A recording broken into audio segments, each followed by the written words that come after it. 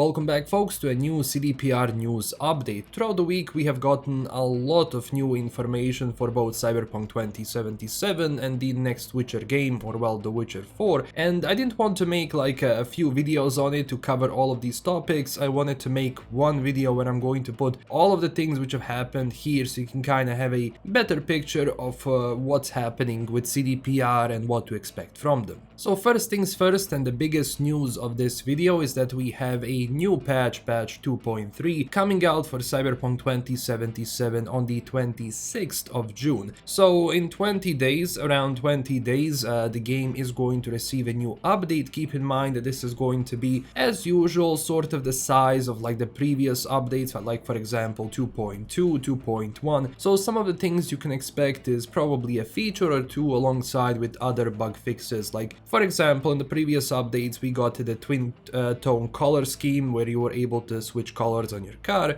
So it's basically something in that sense which you can expect, because they have been working with Virtuous, it seems, again to release a new update, which is a good strategy because, well, if CDPR is busy working on Cyberpunk 2 and, you know, The Witcher 4, it's good to have another company, outsourced one, especially the one which has proven itself to be really good in this style, to just give people more content, because ultimately that means more people are going to go back to the game. Now, one of the things which have been circling around the internet was the LinkedIn post of the senior writer at Virtuous, and he said this: They analyzed the existing Cyberpunk 2077 character voices to inform writing their dialogue in multiple new side quests. Coordinated with a narrative designer to conceive, write and polish side quests for upcoming DLC releases. Keep in mind, when they say DLCs, especially in terms of CDPR, again, as I mentioned multiple times, that means small pieces of content, where expansions for CDPR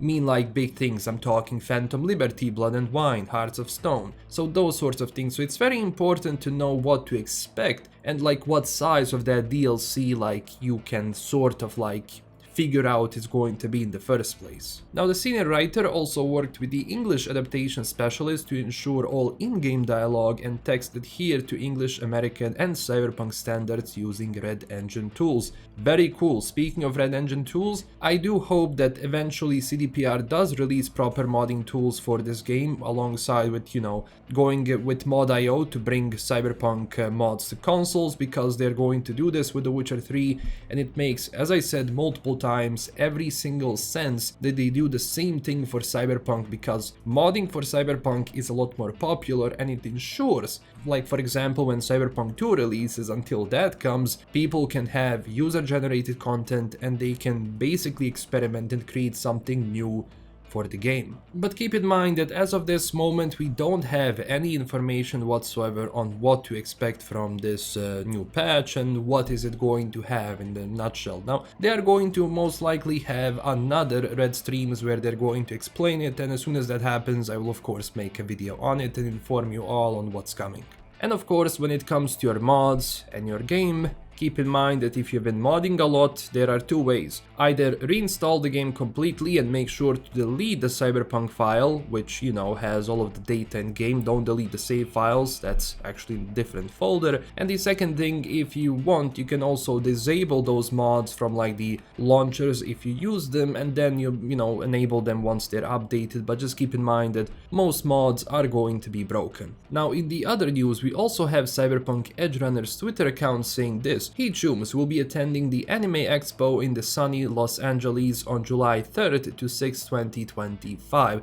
Stay tuned, the next data drops almost here. This is interesting because it seems to me they are teasing something here, and we do know that you know, CDPR is working on another animation project with Netflix, so I don't know if this is maybe something in relation to this or not, but judging from like the time we heard that they're gonna be doing that project until now, I think it's safe to assume that we might get some you know, news about the next Cyberpunk anime.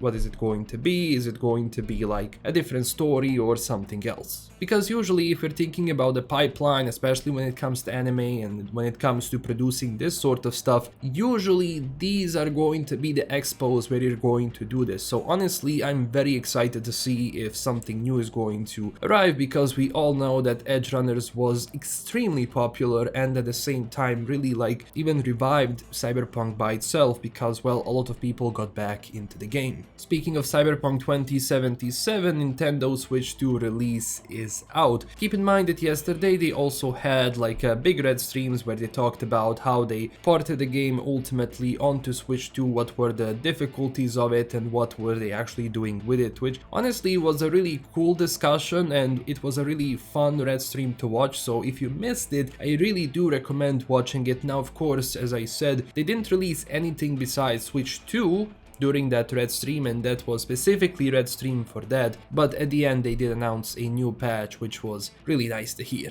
Now because I don't have Switch 2 yet, keep in mind that you can let me know down below in the comments if you do have Cyberpunk running on the Switch 2. Let me know how is it running. Is it like running well? Does it have any issues? Are you happy with it?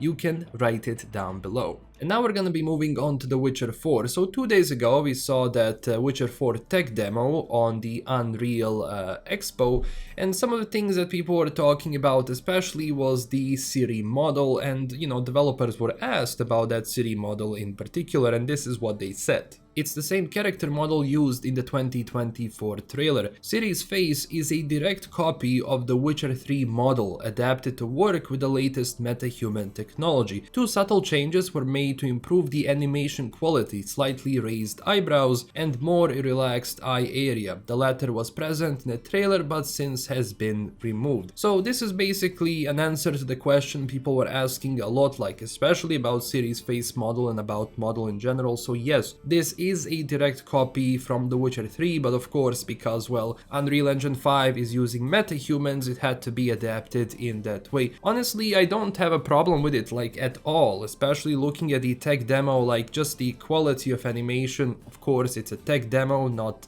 like full-on game, but it was still looking really cool. So I'm really excited to see like how the final product, or well, the final game is gonna be looking with all of these things added, if all of those things get added in the first place, because keep in mind, the tech demo does not mean that every single feature you see in it or like technology they used is gonna be like, you know, ported into like the next build for like the full game which is gonna be released, because all of these things are very taxing for hardware. So like especially all of this, I expect that it's gonna be most likely running in 30 frames like when you put it in the full game environment. And also for the end, I do want to talk about something which was in the latest Red podcast. So keep in mind that Adam Badowski and Marcin Iwinski were the guests there, and I really recommend checking out those podcasts because there is a lot of stuff which you can hear about how the company works and, you know, their experiences about working on different games, and they also have some very interesting guests there. So in that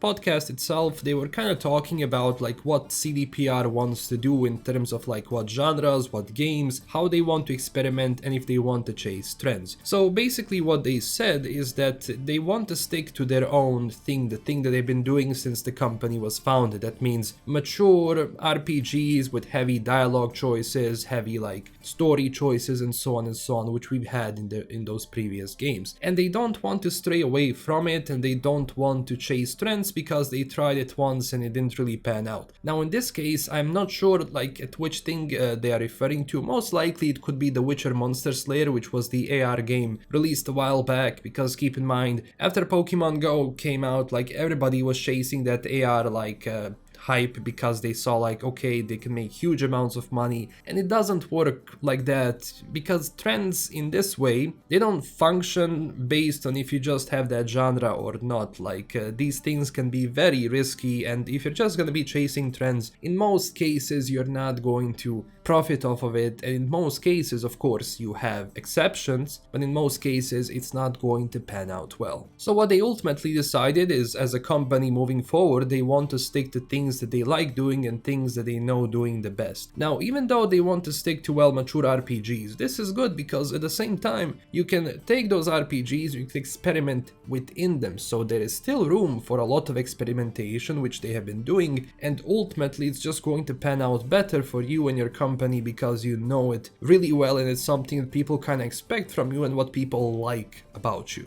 So to everyone who was like worried about this company, keep in mind that this is coming from like the top people, so they're very serious in that question, and I'm really happy that they are going to stick with all of this because ultimately we're gonna be getting a lot of fun games and good games, and I'm really hoping like we hear more about their, you know, upcoming projects, especially Hadar, which I'm sure again is going to be that RPG, like very mature, but where is it going to set? What is it going to be? Well, we have to wait and see. But whatever it is, it has to also be like pop culture friendly because they said and they talked about this multiple times, especially when it comes to their business model, you know, making like franchising, all of those things, making different things from it like films, anime, merchandise, whatever. That's usually the thing you want from your IP. You want to maximize the amount of things you can do with it. Now, some people don't like it, some people like it, but that's just how things work these days, especially with franchise, and especially if you want to maximize the profit you invested in making that IP or ultimately, you know, making a different game with it. Now keep in mind that we still have the Summer Game Fest, so some new stuff could be happening there, I don't know, we shall see, but if anything comes up you can be sure that I'm going to cover it. So this is everything we have for today. I went through all of the biggest news of the week, especially when it comes to like everything CDPR was doing, so you can kind of have a better picture of what to expect from them and from their games. I mean, especially when it comes to The Witcher 4, I'm not really expecting this game to come out for at least the end of 2027. I'm kind of thinking they still need a lot of time, and they already said that 2026 is out of the question, so I mean 2027 is more of an optimistic way of looking at it, but we'll see. So thank you for watching. If you enjoyed this video, don't forget to smash that like and subscribe button for more, and let me know down below in the comments what do you think about every single one of these topics. I'm really interested to hear your opinions about all of this. Check us out on Twitter and Discord, and huge thanks to my current Patreon supporters. This is LKM signing out, and I will see you very soon with a new video. Bye bye.